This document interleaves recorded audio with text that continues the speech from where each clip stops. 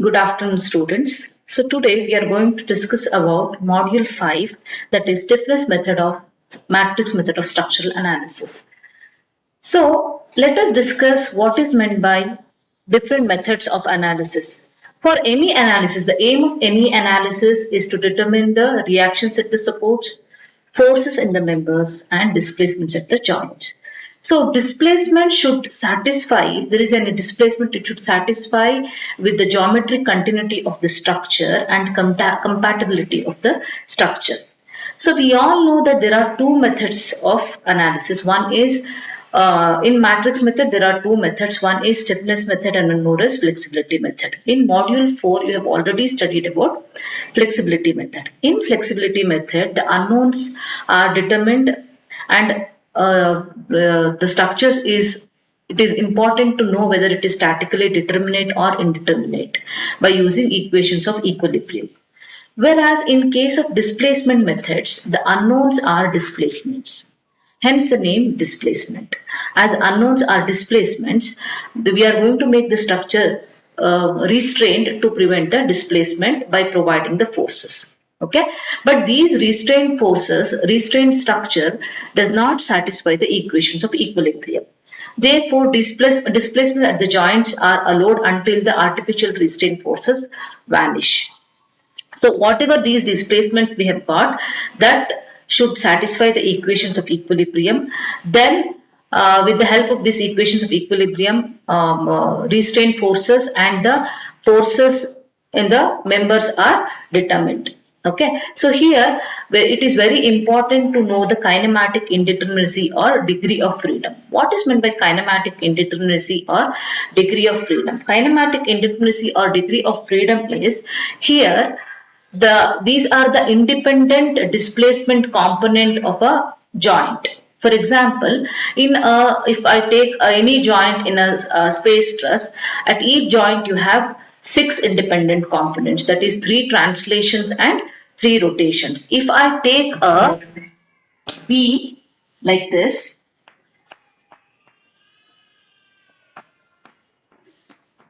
so you have a fixed beam, you have a fixed support, hinge support and one more hinge support, right? So you know that fixed support will not allow any type of translation or rotation.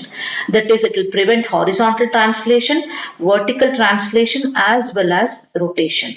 Similarly, hinge support will prevent horizontal translation and vertical translation. Even this same here. So, but it will allow rotation. So, here these two are the independent components which will allow to rotate. Okay, so these two are the degrees of freedom. So, degree of freedom in this beam is 2. That is 2 rotations. Rotation at, if I write this as support, fixed support as A, this as B, and this as C. So degree of freedom is equal to 2, that is, which are those two, theta B and theta C. So these two are the rotations. Okay, so this is the kinematic indeterminacy or degree of component. So kinematic indeterminacy refers to independent displacement components in a structure. It can be a beam, frame or a truss. So usually in a frame you have, if I write a frame here,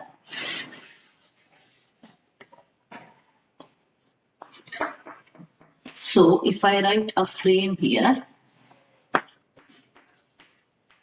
so this is a fixed support, whereas this is a roller support. Here, this roller support will prevent vertical translation, but it will allow horizontal because roller is placed like this. So it will allow horizontal translation as well as rotation.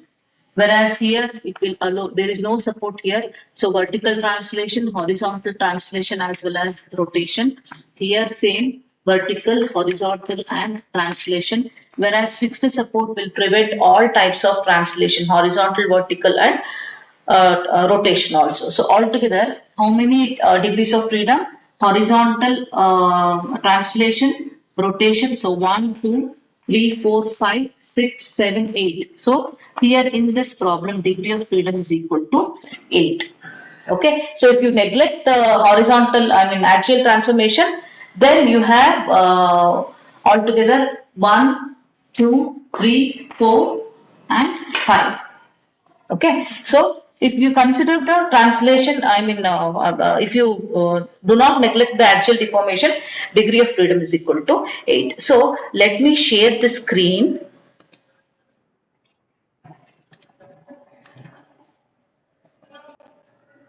Okay, hope all of you can see the screen.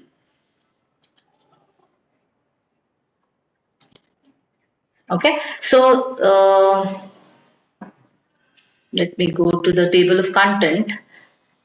Okay, so as we discussed in the beginning, there are in matrix method of analysis, there are two types. One is flexibility method and the other one is stiffness method.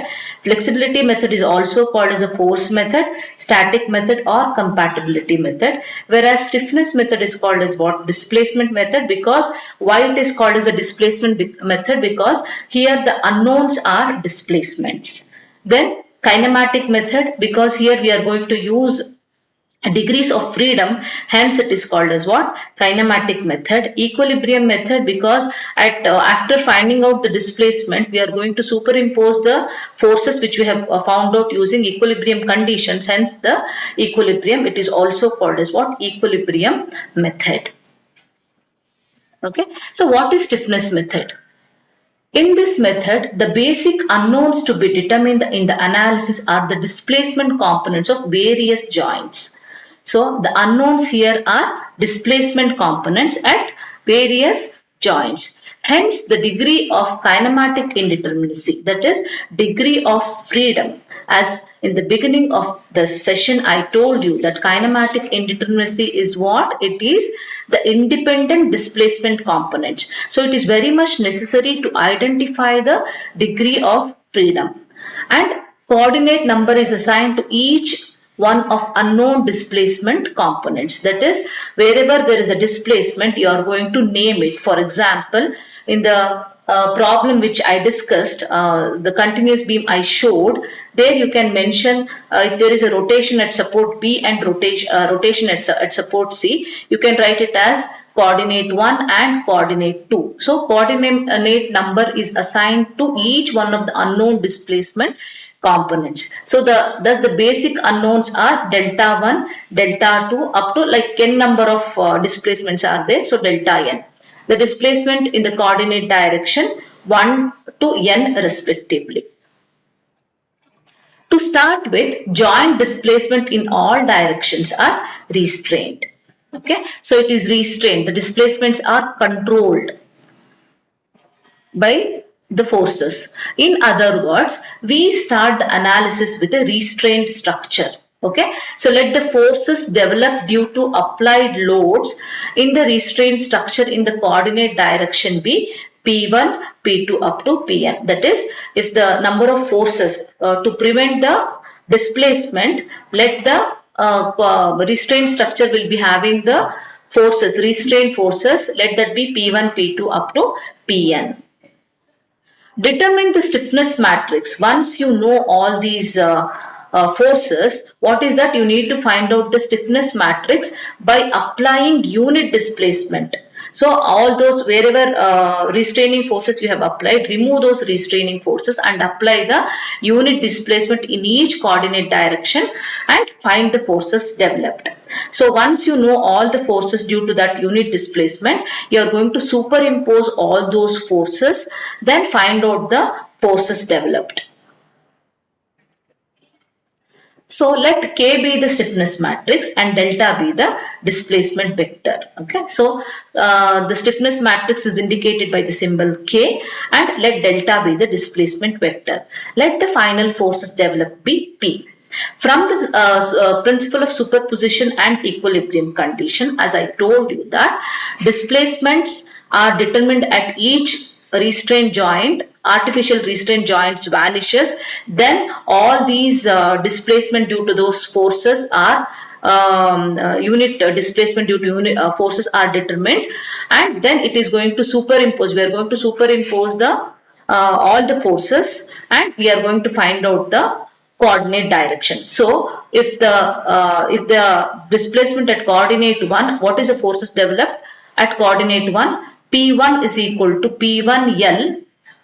What is this P1L? This is due to external load. Whatever P1 is the external load, due to external load, what is the forces developed? Then K11 into delta 1. So stiffness matrix is superimposed with the forces, and this is what the matrix developed. So P1 is equal to P1L plus K11 delta 1 plus K12 delta 2. What is this K11 indicates? K11 means what is the displacement developed at, what is the unit force, what is the force developed at coordinate 1 due to displacement at coordinate 1. Similarly, what is the force developed at coordinate 2 due to displacement at 1. That is, we are applying a unit displacement. We are applying a unit displacement at coordinate 1. So, what is the forces developed? Forces developed at coordinate 1 to prevent that unit displacement. Okay. So, K11, it is here 1 stands for forces developed due to this unit displacement at 1. Next, what is K2? 1. What is the forces developed at coordinate 2 due to unit displacement at 1. Similarly, K12. What is the displacement forces developed at coordinate 1 due to unit displacement at coordinate 2. Then what is K22? What is the force developed at coordinate 2 due to displacement at unit displacement at coordinate 2. Like that you can do up to n number of joints. So that's why it is K1n into delta n, K2n into delta n. So altogether generally what you can write, final forces P is equal to PL plus K into delta. Okay, so what is this K? K is the stiffness matrix, delta is the displacement component. So in general you can write it as K into delta is equal to P minus PL. So P is the forces, final forces minus P into L. So this P into L is due to external loads. So what is a step-by-step procedure of stiffness matrix? First, determine the degrees of freedom, assign coordinates to unknown displacement, impose restraints. First, you have to find out what is the degree of freedom. Then you have to assign coordinates. For example, coordinate 1, coordinate 2 to unknown displacement. Impose restraint, that is wherever there is a displacement coordinate, there you have to impose a restraint condition at all the coordinate direction.